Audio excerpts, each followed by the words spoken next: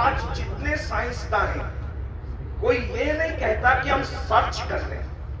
پڑھے لکھے لوگوں کی توجہ چاہتا ہوں. آج کوئی سائنسداں یہ نہیں کہتا کہ ہم سرچ کر رہے ہیں. ہر سائنسداں کیا کہتا ہے؟ ہم ریسرچ کر رہے ہیں. تو ریسرچ کا مطلب کیا ہے؟ پہلے جو سرچ ہو چکا ریسرچ اسی کا تو ہوتا ہے. اس کا مطلب سائنس آج بھی یہ ماننے کو تیار ہے کہ پہلے کسی نے سرچ کیا تھا اسی کی ریسرچ ہم کر رہے ہیں. توجہ فرمائیں. تو یہ سرچ کس نے کیا؟ یہ سرچ کس نے کیا؟ آپ قرآن اٹھا کر تو پتہ چلے گا. ماں کے پیٹ میں بچہ کب کس وقت کس شکل کا ہوتا ہے ہر مذہب خاموش ہے. اگر کوئی جواب دے رہا ہے وہ اسلام ہے اور صرف اسلام ہے. سبحان اللہ سے آپ دیکھیں نا یہ جو سچ پیش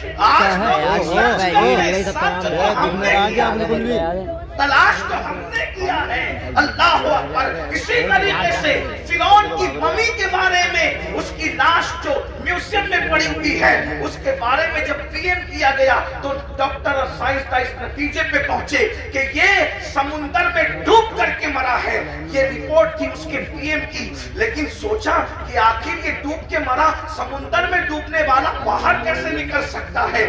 سارے مذاہب کی کتاب خاموش تھی. اسلام نے کہا قرآن نے کہا کہ ہم نے تیری لاش کو اس لیے بچایا تاکہ ہم تجھے لوگوں کے لیے عبرت بنا دیں. دیکھو قرآن بولتا نظر آیا. میرے بھائیوں ایمان کی اسلام کی عظمت کو سمجھو. ہمیں وحدہ لا شریک خدائے حق معبود پر حق کا پتہ مصطفیٰ جان رحمت نے بتایا. ورنہ کہیں تو حضرت عیسیٰ کی عبادت ہو رہی ہے, کہیں تو حضرت مریم کی عبادت ہو رہی ہے, کہیں تو حضرت عزیر کی عبادت ہو رہی ہے, کہیں تو چاند کی عبادت ہو رہی ہے, کہیں تو سورج کی عبادت ہو رہی ہے, کہیں تو گوبر اور مٹی کی عبادت ہو رہی ہے, کہیں تو درخت اور دریا کی عبادت ہو رہی ہے. ارے تم کتنے خوش نصیب ہو کہ تمہیں وہ خدا ملا ہے. وہ اور لوگ ہیں دنیا کے اندر جو خدا کو بنا کر پوجتے ہیں. لوگوں کا خدا وہ ہے جو لوگ بناتے ہیں. مسلمانوں کا خدا وہ ہے جس نے کن کہہ کر کائنات کو زندہ باد زندہ باد. نعرہ تکبیر نعرہ رسالت. لوگوں کا خدا وہ ہے جس کی تصویر بنتی ہے. مسلمانوں کا خدا وہ ہے جو تصور میں بھی نہیں آتا.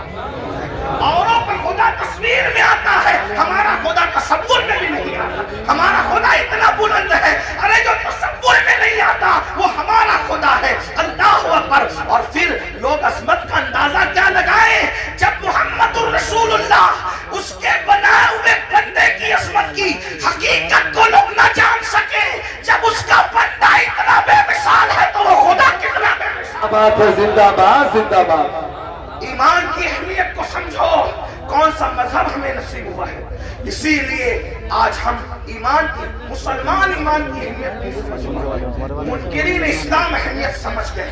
اسی لیے وہ ایمان چھینچ وہ جانتے جب تک ان کے پاس ایمان رہے گا ان کو زیر نہیں کیا جا سکتا, ان کو تباہ نہیں کیا جا سکتا, ان کو برباد نہیں کیا جا سکتا. چھین لو ان سے ایمان.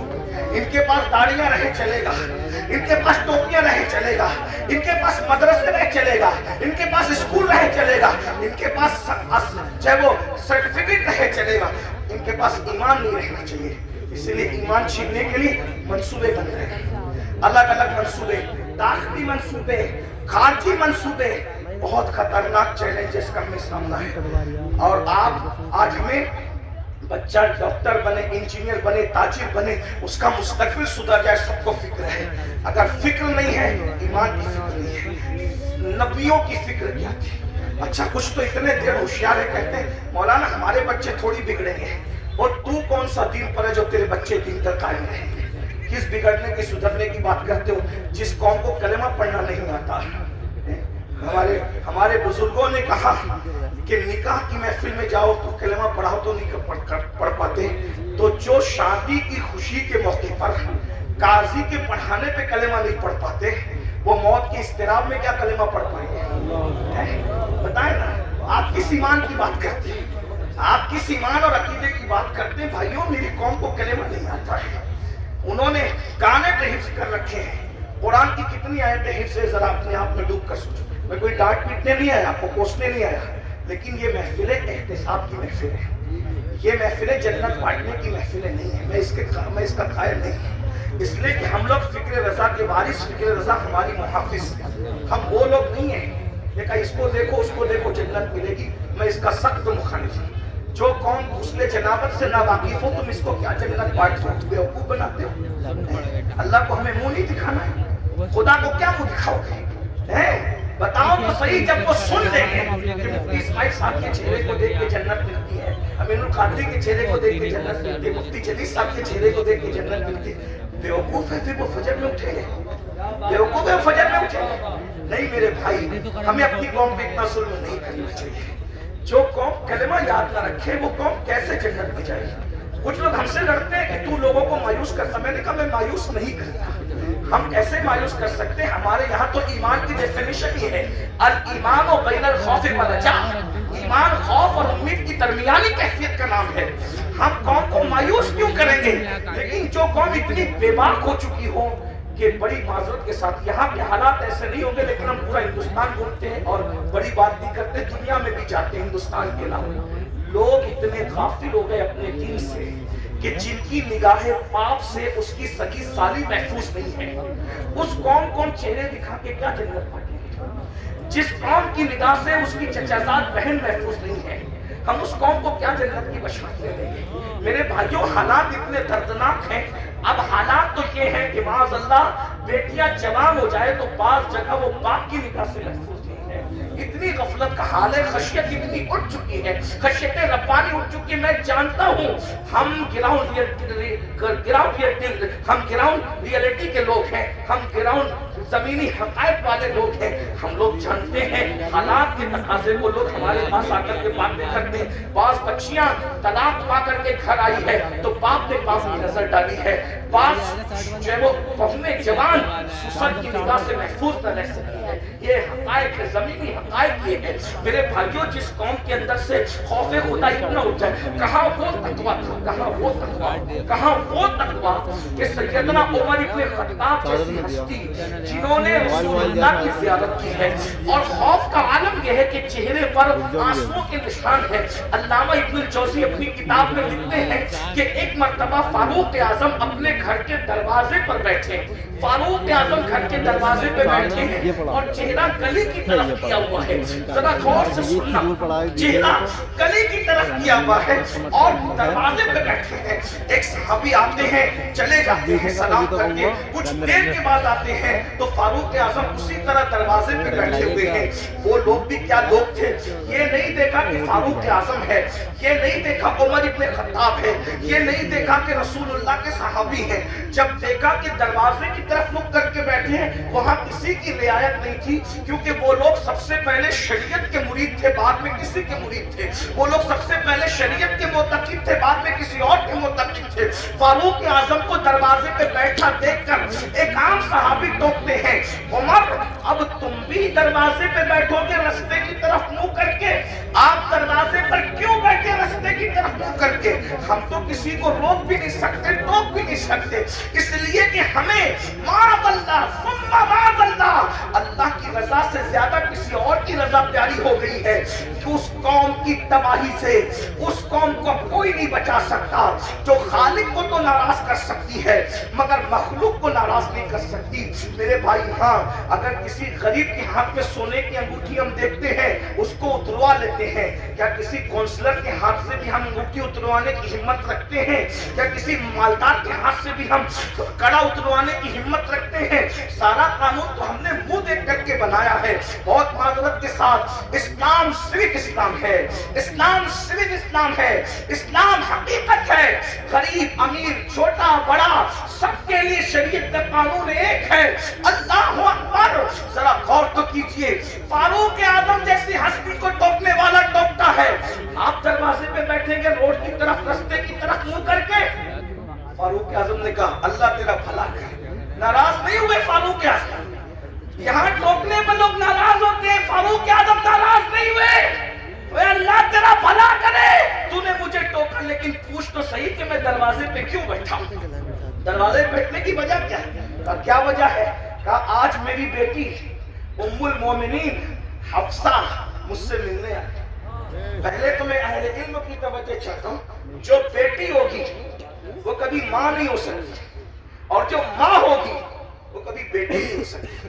لیکن رسول اللہ کے نکاح میں جانے کی وجہ سے حفصہ کی شان یہ ہو گئی تھی کہ وہ فاروق اعظم کی بیٹی بھی تھی کہ ان سے پیدا ہوئی تھی، لیکن فاروق اعظم کی ماں بھی تھی کیونکہ رسول اللہ کے نکاح میں تھی. بے شک جہاں ماں اور بیٹی کے دونوں رشتے ایک ساتھ جڑے ہیں، لیکن فاروق اعظم کا تقویٰ دیکھو. فاروق اعظم کہتے ہیں آج میری بیٹی حفصہ مجھ سے ملاقات کے لیے آئی ہے اور میری بیوی اپنے میکے چلی گئی ہے، تو میں اپنی جوان بیٹی کے ساتھ اپنے کمرے میں اکیلا رہنا پسند نہیں کرتا، اس لیے میں دروازے کی طرف رک کر کے بیٹھ گیا اپنی بیوی کے انتظار میں کہ وہ آئے تو میں اندر جاؤں. وہ لوگ تھے اللہ کے خوف اور خشیت جو بیٹی کے ساتھ، جو ماں بھی ہوگی ام المومنین بھی ہو، اس کے ساتھ تنہائی میں بیٹھنا گوارا نہیں کرتے. یہ وہ لوگ تھے. اور آج کیا ہو رہا ہے؟ کیا کر رہے ہو؟ اسلام کہاں نظر آتا ہے مجھے بتاؤ. وہ قوم ایمان کو تحفظ کیسے دے سکتی ہے جس کے پاس ایمان کی کوئی اہمیت ہی نہیں؟ آؤ نبی کی فکر دیکھو. قرآن نے ایک نبی کی موت کا ذکر کیا. پہلے تو یہ سن لیں کہ ہم اہل سنت کے بارے میں لوگ بکواس کرتے کہتے یہ لوگ نبی کی موت نہیں مانتے. میں نے کہا جھوٹ ہے. ہم اللہ کے سوا سب کی موت مانتے ہیں، حتیٰ کہ ہمارا عقیدہ ہے کہ موت کو بھی موت آئے گی. موت کو بھی موت. ہمارا عقیدہ، لوگ ہمارے عقیدے خود سے بیان کرتے، کبھی ہم سے سننے کی کوشش ہی نہیں کرتے. کبھی کہتے ہیں یہ سنی نبی کو بشر نہیں مانتے. ہم نے کہا جو نبی کو بشر نہ مانے ہم اس کو کافر سمجھتے ہیں. نبی بشر ہوتا ہے، لیکن تمہارے ماننے میں ہمارے ماننے میں فرق یہ ہے، نبی بشر ضرور ہوتا ہے لیکن وہ ہماری طرح بشر نہیں ہوتا. وہ خیر البشر ہوتا ہے، وہ سید البشر ہوتا ہے، وہ رشک بشر ہوتا ہے، وہ افضل البشر ہوتا ہے.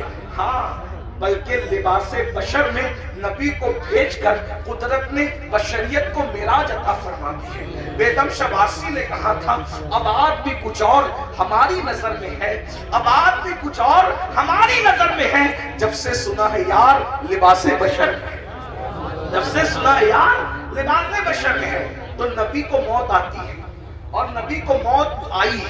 توجہ کرنا، میں بہت بے باکی کے ساتھ اس لیے بول رہا ہوں کہ میری پشت پر کئی مفتیان کرام بیٹھے ہیں، کہیں پر علماء کے اساتذہ یہاں موجود ہیں. آپ بھی غور سے، نبی کو موت آئی لیکن نبی مر کے مٹی میں نہیں ملے. موت آئی مگر ایک آن کے لیے آئی، جس کو اہل سنت کا امام یوں بیان کرتا ہے انبیاء کو بھی اجل آنی ہے مگر ایسی کہ فقط آنی ہے. پھر وہی موت کے بعد ان کی حیات مثل سابق وہی جسمانی ہے. اس کی ازواج کو جائز ہے نکاح، اس کا ترکہ بٹے جو فانی ہے. تو زندہ ہے واللہ، تو زندہ ہے واللہ، میری چشم عالم سے چھپ جانے. سبحان اللہ سبحان اللہ. ایک نبی کی موت کا ذکر ہو رہا ہے. قرآن کہتا ہے اذ حضر یعقوب الموت، سورۃ البقرہ ہے. اللہ پاک ارشاد فرماتا ہے اور یاد کرو، یاد کرو حضر یعقوب الموت. ہائے ہائے، قرآن بیان کر رہا ہے نبی کی موت کو. کیا کہا؟ حضر یعقوب الموت. حضر یا موت حاضر ہوئی، موت حاضر ہوئی کہاں؟ یعقوب علیہ السلام کے پاس. پتا چلا انبیاء کی بارگاہ وہ ہے جہاں موت بھی حاضر ہوتی ہے، موت بھی حاضری دیتی ہے. ہاں، اس کا مطلب یہ کہ تم اور طرح مرتے ہو، انبیاء اور طرح دنیا سے تشریف لے جاتے ہیں. دیکھیے حاضر ہونے میں اور تشریف لانے میں فرق ہے. ویسے یوپی میں بتانے کی ضرورت نہیں، یوپی کے لوگ بہت پڑھے لکھے ہوتے، اردو تو جانتے ہیں. اگر کوئی چھوٹا کسی بڑے کے پاس آ کر کہے کہ میں تشریف لایا تو پڑھا لکھا بھی ضرور ہنسے گا کہ بڑوں کے پاس تشریف نہیں لاتے بلکہ بڑوں کے پاس حاضر ہوتے ہیں. اور جب پڑھا کہے گا، جیسے مثال کے طور پہ اگر میں کہوں کہ حضرت مفتی اسماعیل صاحب کی بارگاہ میں حاضر ہوا تو صحیح ہے، لیکن اگر یہ کہوں کہ میرے پاس مفتی اسماعیل صاحب حاضر ہوئے تو غلط ہو گیا. بلکہ مجھے کیا کہنا پڑے گا؟ حضرت مفتی اسماعیل صاحب تشریف لائے. بات سمجھ میں آتی ہے؟ اب قرآن کیا کہہ رہے ہیں؟ حضر یعقوب الموت، موت حاضر ہوئی یعقوب کے پاس. تو پتہ چلا یعقوب بڑے ہیں علیہ السلام، اور مرتبہ موت، یہاں موت سے مراد موت کا فرشتہ ہے. جی جی ایسی بات ہے ہمارے نبیوں سے رسول ملائکہ کا مرتبہ افضل نہیں ہے نا. ہمارے یہاں پڑھایا جاتا ہے رسول ملائکہ سے انبیاء کرام اور رسولان اعظام جو انسانوں میں ہیں وہ افضل ہیں. ٹھیک. حضرت یعقوب الموت اس سے پتا چلا. اور پھر اس کے بعد کیا قرآن کہتا ہے جب موت حاضر ہوئی تو قرآن کہتا ہے حضرت یعقوب علیہ السلام نے اپنے بچوں کو, پوتوں کو, بیٹوں کو, سب کو جمع کیا اور کیا کہا اذ قال لبنی ما تعبدون من بعدی کہ تم میرے بعد کس کی عبادت کرو گے. نبی کو فکر کیا ہے بیٹے کیسے بیٹے ہیں, کیا نبی نے تربیت نہیں کی ہوگی یا یوسف علیہ السلام نے. اسی طریقے سے ان کے اور جو 11 بیٹے تھے یاد رکھیے گا وہ جو 11 بیٹوں کا تذکرہ قرآن میں ہے ہم ان کی بے ادبی نہیں کر سکتے کیونکہ وہ بگڑے ہوئے لوگ نہیں تھے. وہ تو ایک ان کی ایسی لغزش تھی جو رشک کی بنیاد پر ہو گئی تھی ہے نا, مگر وہ اولاد پیغمبر تھے. ان کی اولادیں یعقوب علیہ السلام کو فکر ہے تو یہ نہیں کہ میرے بچے میرے بعد کھائیں گے کیا, کیونکہ رزق کا وعدہ اللہ نے کیا, اللہ رزاق ہے. میرے بعد میرے بچے پہنیں گے کیا, اللہ رب ہے وہ پہنائے گا بھی. میرے بعد میرے بچوں کا کیا ہوگا, ارے وہ سب کچھ انتظام کر دے گا. نبی کو فکر ہے دنیا سے جاتے وقت تو اپنے بچوں کے ایمان کی فکر ہے. اس نے ما تعبدون من بعدی میرے بعد تم کس کی عبادت کرو گے. تو بیٹوں کی بھی تربیت ہوئی تھی, پوتوں کی بھی تربیت ہوئی تھی. انہوں نے کیا کہا قالوا نعبد الہک. اب یہاں توحید بیان ہو رہی ہے, توجہ کرنا. یہی سے ایمان, اب گفتگو کا آغاز ہوتا ہے ایمان اصل کیا ہے, توحید اصل کیا ہے. قالوا نعبد ہم عبادت کریں گے الہ کا جو تمہارا خدا ہے. یہ نہیں کہا اللہ کی عبادت کریں گے, یہ نہیں کہا اللہ کی عبادت کریں گے. کیا کہا الہ کا آپ کے خدا کی عبادت کریں گے.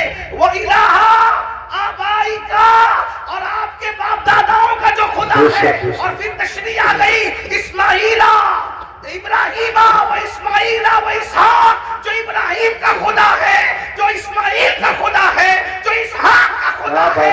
توحید بیان ہو رہی ہے مگر میری بیان نہیں ہو رہی ہے بلکہ توحید اللہ والوں کے ذریعے سے بیان ہو رہی ہے. پتا چلا وہ توحید شیطانی توحید ہے جس میں کہا جاتا ہے اللہ کو مانیں گے اور کسی کو نہیں مانیں گے. قرآنی توحید یہ ہے الہ کا و الہ آبائی کا ابراہیم و اسماعیل و اسحاق, یعنی کہ جو آپ کا خدا ہے. پتا چلا اگر یہ کہتے کہ خدا کی عبادت کریں گے تو بعد میں لوگ ڈھونڈتے کون سا خدا, کون سا خدا, کون سا خدا. نہیں کہا الہ کا اے یعقوب تم جس کی عبادت کرتے رہے ہم اسی خدا کی عبادت. نعرہ تکبیر, نعرہ رسالت, مسلک اہل حضرت, جشن دستار بندی. سبحان اللہ ماشاءاللہ. اب یہاں لوگ ہم سے کہتے ہیں تم تو صرف نبی نبی نبی نبی کرتے رہتے ہو, تم اللہ کا ذکر نہیں کرتے. میں نے کہا یہ بھی اللہ کی سنت ہے, یہ بھی اللہ کی سنت ہے کہ اللہ نے اپنا تعارف کہیں اکیلے نہیں کرایا, اپنا تعارف ہمیشہ اپنے مقبول بندوں کے ذریعے سے. آئیے میں چونکہ مدرسے کی محفل ہے تھوڑی مشکل بات کرتا ہوں, علماء کی برکت سے اللہ کو سمجھا دے گا, آپ کی سمجھ میں آ جائے. کچھ لوگ حضور کے پاس آئے اور پوچھنے لگے کہ آپ کا خدا کیسا ہے وہ بتائیے.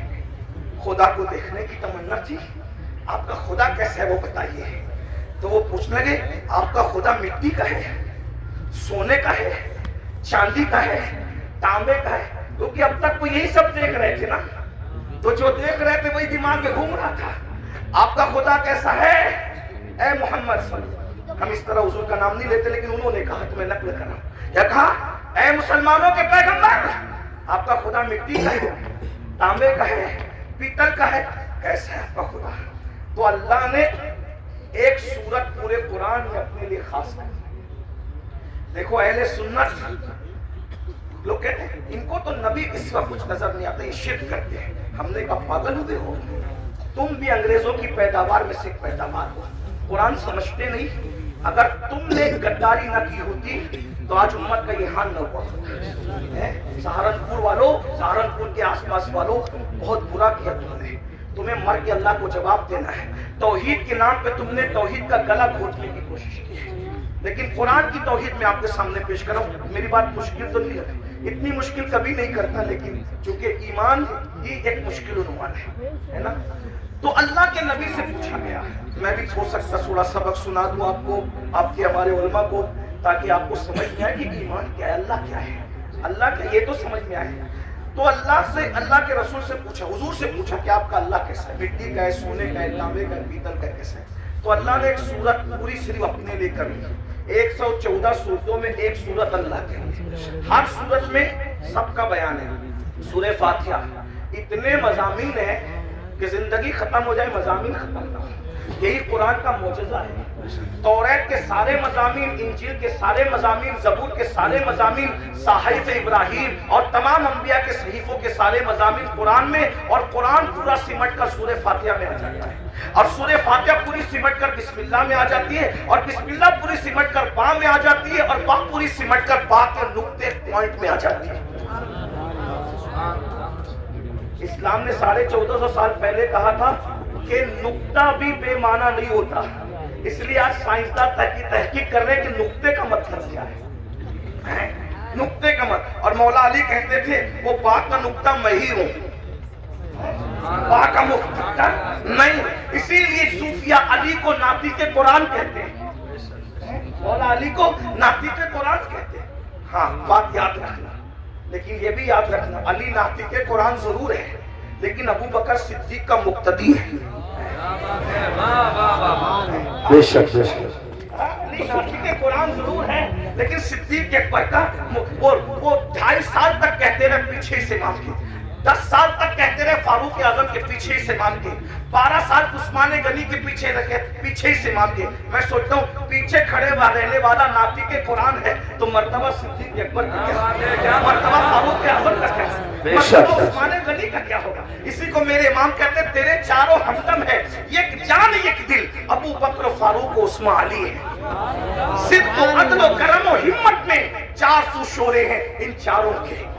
ایمان کے بڑے تقاضے ہیں۔ تو بہرحال 114 صورتیں ہیں، 114 صورتوں میں ہر صورت میں کسی میں جنت کا ذکر ہے تو جہنم کا بھی۔ ایک بات عرض کروں، آپ بہت اچھے سے سن رہے تو ہمت کر رہا ہوں، قرآن کی یہی شان ہے۔ ابھی حفظ کی غالباً دستار ہوگی، ساتھ حافظ بنے۔ ایک بات آپ کے سامنے رکھوں، جس کتاب میں سائنس بیان ہوتا ہے اس میں الجبرا نہیں بیان ہوتا، اور جو الجبرا کی کتاب ہوتی ہے اس کے اندر جغرافی بیان نہیں ہوتا، جو جغرافی کی کتاب ہوتی ہے اس کے اندر جو ہے وہ مذہب بیان نہیں ہوتا، اور جس میں مذہب بیان ہوتا ہے اس کے اندر سائنس بیان نہیں ہوتا، ہے نا ایسے؟ اگر آپ مذہب کی کتاب میں جغرافی بیان کریں تو مضمون بدلنے سے ساری گڑبڑ ہو جائے۔ جیسے شاعر لوگ ابھی نعت پڑھ رہے تھے، کلام پڑھ رہے تھے، اگر یہ نعت پڑھتے پڑھتے لَكَ بَدْرٌ فِي الْوَجْهِ الْأَجْمَلْ خَطْحَانِ مَا زُلْفُ أَبْرِ أَجَلْ تُرِ چندن چندر پرو کنڈل رحمت کی بھرن برسا جانا، یہ شعر پڑھتے اور ساتھ میں غالب کا یہ جوڑ دیتے کہ کل 14ویں کی رات تھی، شب پر رہا چرچا تیرا، کچھ نے کہا کہ چاند ہے، کچھ نے کہا چہرہ تیرا، ہم بھی وہاں موجود تھے، ہم سے بھی سب پوچھا کیے، ہم چپ رہے، ہم ہنس دیے، منظور تھا پردہ تیرا۔ کچھ لوگ چپل اٹھا لیتے کم وقت، کم سے کم نعت کا تقدس دیکھ، کہاں وہ چہرے بددعا اور کہاں غالب کے محبوب کا چہرہ، تھوڑی شرم تو کر۔ مضمون بدلا، گڑبڑ ہوئی کہ نہیں؟ ایسا لگا جیسے مخمل کی چادر میں ٹاٹ کا پیوند ہے، ایسے ہی ہے نا؟ بولو بھائی ایسے ہے کہ نہیں ہے؟ ایک عنوان، کیسے بھی میں عنوان بیان کر رہا ہوں ایمان پر، اور ایمان بولتے بولتے اچانک میں لطیفہ بولنے لگوں تو کہیں گے کس مسخرے کو لا کے بٹھایا، علماء کا بھی خیال نہیں کیا۔ ارے 5000 لوگ تھے، 1 گھنٹہ برباد نہیں کیا، بلکہ 5000 لوگوں کا 1 گھنٹہ برباد کیا، تو مسلمانوں کے 5 گھنٹے امین القادری نے برباد کر دیا۔ کیوں لائے تھے اس کو؟ ہے کہ نہیں بھائی یہ بات؟ تو عنوان بدلتا ہے تو مخمل میں ٹاٹ کا پیوند لگتا ہے۔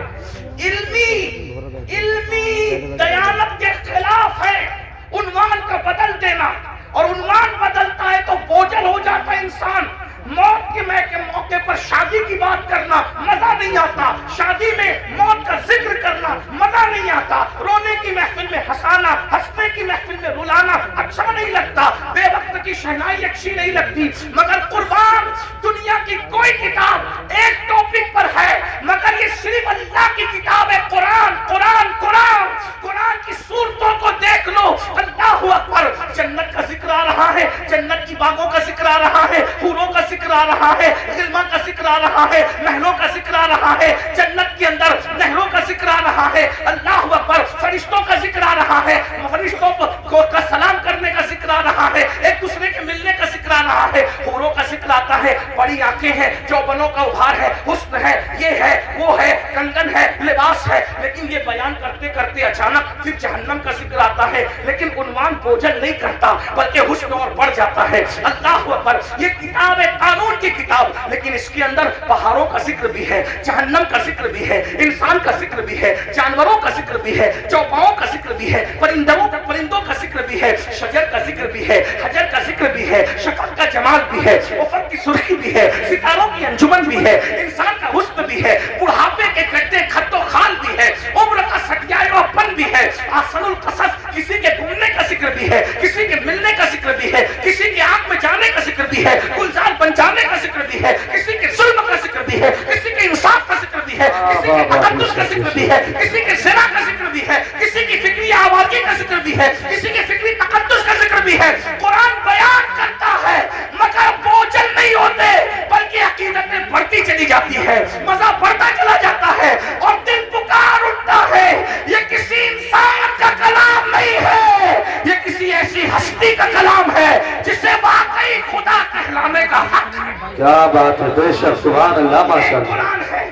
6666 آیتوں میں پوری کائنات بیان کر کے رکھتی ہے، ستاروں کی انجمن بیان ہو رہی ہے، خلائے بیان ہو رہی ہے، ولایت بیان ہو رہی ہے، نبوت بیان ہو رہی ہے، رسالت بیان ہو رہی ہے، فرعونیت بیان ہو رہی ہے، حمانیت بیان ہو رہی ہے، قارونیت بیان ہو رہی ہے، خلت بیان ہو رہی ہے، موسیٰ کا جلال بیان ہو رہا ہے، نوح کی شجاعت بیان ہو رہی ہے، عیسیٰ کا تکلم بیان ہو رہا ہے، مریم کا تقدس بیان ہو رہا ہے، سب کچھ بیان ہو رہا ہے، زلیخا کا پیار بیان ہو رہا ہے تو مریم کا تقدس بھی بیان ہو رہا ہے، یوسف علیہ السلام کی طہارت بھی بیان ہو رہی ہے۔ توجہ تو کریں، ایک قرآن ہے، سب مضامین کو سمیٹ لیا، بلکہ قیامت تک جتنے مضامین، ہم مر جائیں گے لیکن ہماری نسلیں دیکھے گی، ہو سکتا ہے اگر یہ تقریر اس وقت رہی تو لوگ شاید کہیں گے کہ کسی کہنے والے نے مسجد کی بڑھ نہیں تھی، یہ صرف عقیدت نہیں تھی بلکہ حقیقت تھی۔ آگے مضامین اور آئیں گے، قرآن یہ کتاب ہوگی جو ہر چیلنج کا جواب دے گی۔ بے شک بے شک۔ ایک مثال پیش کرتا ہوں، بات اپنے عنوان سے ہٹنا نہیں چاہتا لیکن ایک مثال پیش کرتا ہوں اچھے سے۔ دیکھو زمین اور آسمان کے بیچ میں کیا ہے، بولو کیا ہے؟ خلا ہے، خالی جگہ ہے، خلا بیکار ہے، لوگ یہی سمجھتے ہیں، زمین کام کی، آسمان کام کا، خلا بیکار ہے، لیکن قرآن نے اس وقت کہا، توجہ کریں قرآن کا انداز، ان فی خلق السماوات والارض واختلاف اللیل والنہار لآیات لأولی الالباب الذین یذکرون اللہ قیاما وقعودا وعلی جنوبہم ویتفکرون فی خلق السماوات والارض ربنا ربنا ربنا ما خلقت ھذا باطلا سبحانک فقنا عذاب النار۔ توجہ، اللہ فرماتا ہے دن اور رات کے آنے جانے میں، زمین اور آسمان کے اختلاف میں عقل والوں کے لیے نشانیاں ہیں، اور جو یہ عقل والا دیکھ لیتا ہے الذین یذکرون اللہ